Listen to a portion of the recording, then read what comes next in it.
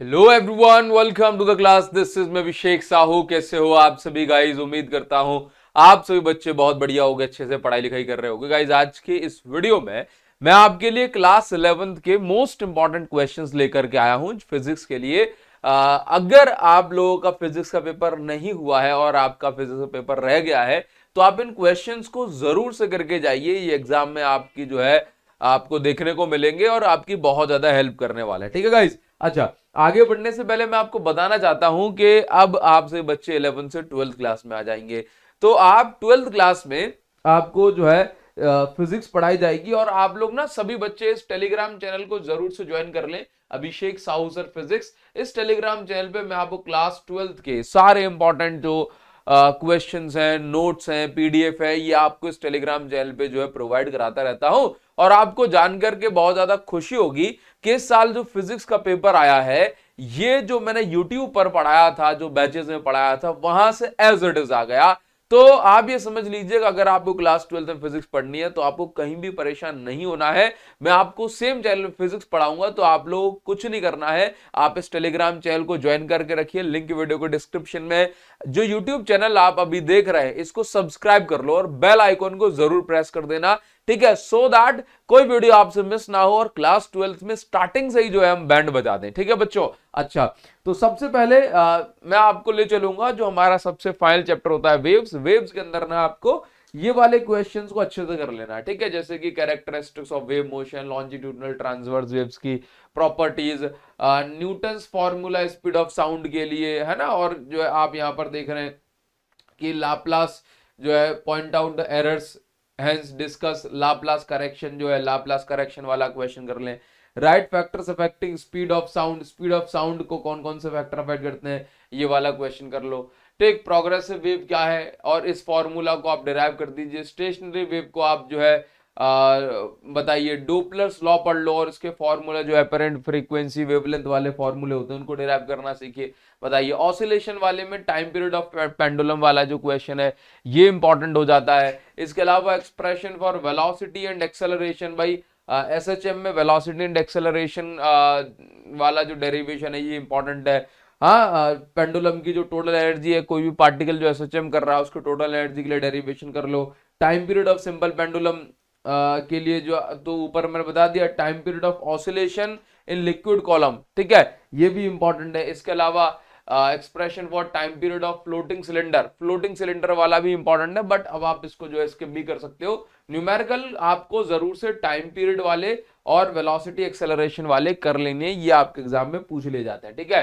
Kinetic theory of gases की बात करें तो काइनेटिक थ्योरी ऑफ गैसेस में जो अजम्पशंस पूछे जाते हैं वो उनको अच्छे से पढ़ लेना है, ठीक है। Boyle's law, Charles law, Gay Lussac law, इनको अच्छे से जो है कर लीजिए। ये डेरिवेशन होता है प्रेशर एक्सर्टेड ऑन आइडियल, मतलब pressure exerted by ideal gas on walls of container, ये इंपॉर्टेंट जो डेरिवेशन है इसको कर लीजिए, ठीक है। और ये जो सामने आपको क्वेश्चन दिख रहे हैं स्क्रीन पर, डिग्री ऑफ फ्रीडम को अच्छे से पढ़ लो। मोनोएटॉमिक, डायटॉमिक, पॉलीएटॉमिक गैसेस की डिग्री ऑफ फ्रीडम क्या है, ठीक है। इन क्वेश्चन को आप काइनेटिक थ्योरी ऑफ गैसेस में से पढ़ लीजिए, ये आपके लिए इंपॉर्टेंट होंगे, आप स्क्रीनशॉट ले सकते हो, ठीक है। थर्मोडायनेमिक में आइसोथर्मल एडियाबैटिक में जो की जो कंडीशन होती है उनको पढ़ लो। और आइसोथर्मल एडियाबैटिक प्रोसेस में कितना वर्क होता है वो आपको पढ़ लेना है, ठीक है। हीट इंजन की एफिशिएंसी के लिए फॉर्मूला, रेफ्रिजरेटर की एफिशिएंसी का जो फॉर्मूला है जिसको हम कोएफिशिएंट ऑफ परफॉर्मेंस कहते हैं वो आपको करना है, ठीक है। और इसमें एक आपको यहाँ पर रिलेशन जो डिराइव करना पड़ता है, 1/eta is equal to beta plus 1, that is relation between efficiency of heat engine and coefficient of performance, ठीक है।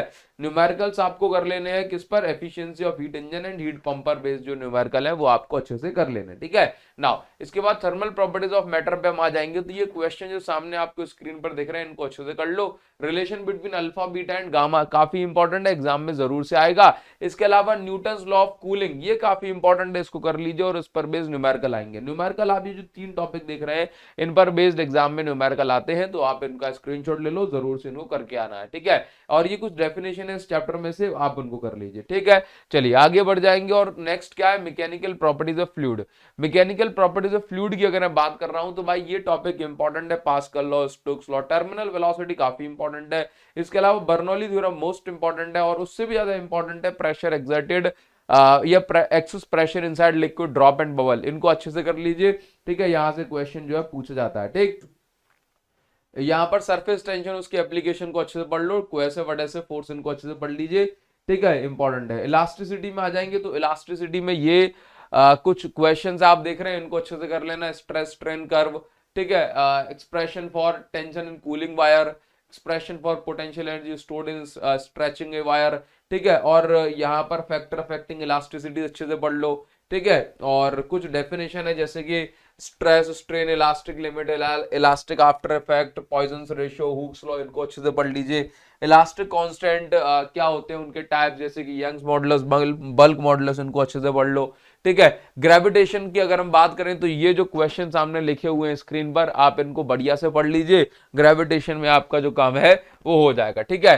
क्या है भाई, Kepler's law, first second and third law, इनको बढ़िया से पढ़ लो। केपलर तीनों लॉ और तीनों का जो डेरिवेशन है वो कर लीजिए, ठीक है। ये काफी इंपॉर्टेंट है, जिसमें हम एक्सेलरेशन ड्यू टू ग्रेविटी में जो वेरिएशन होता है स्मॉल जी की वैल्यू में विद हाइट एंड डेप्थ, वो वाले में डेरिवेशन करना है, ठीक है। इन 7-8 क्वेश्चन से बाहर ग्रेविटेशन का क्वेश्चन आपके एग्जाम में नहीं जाएगा, आप बस इतनी बात ध्यान में रख लीजिए, ठीक है। हम आगे बढ़ जाएंगे और हम आ जाते हैं सिस्टम ऑफ पार्टिकल यानी कि रोटेशनल मोशन। तो क्लास 11th में आपको parallel axis theorem, perpendicular axis theorem, इनको अच्छे से कर लो, ठीक है। मोमेंट ऑफ इनर्शिया फाइंड करना आना चाहिए आपको, रिंग डिस्क सिलेंडर, इन सब का, ठीक है। अगर डेरिवेशन जो है आपके में नहीं पूछे जा रहे ज्यादा तो फिर क्या करना है, तो आपको इनकी वैल्यूज फॉर्मूला जरूर से याद रखना है, ठीक है।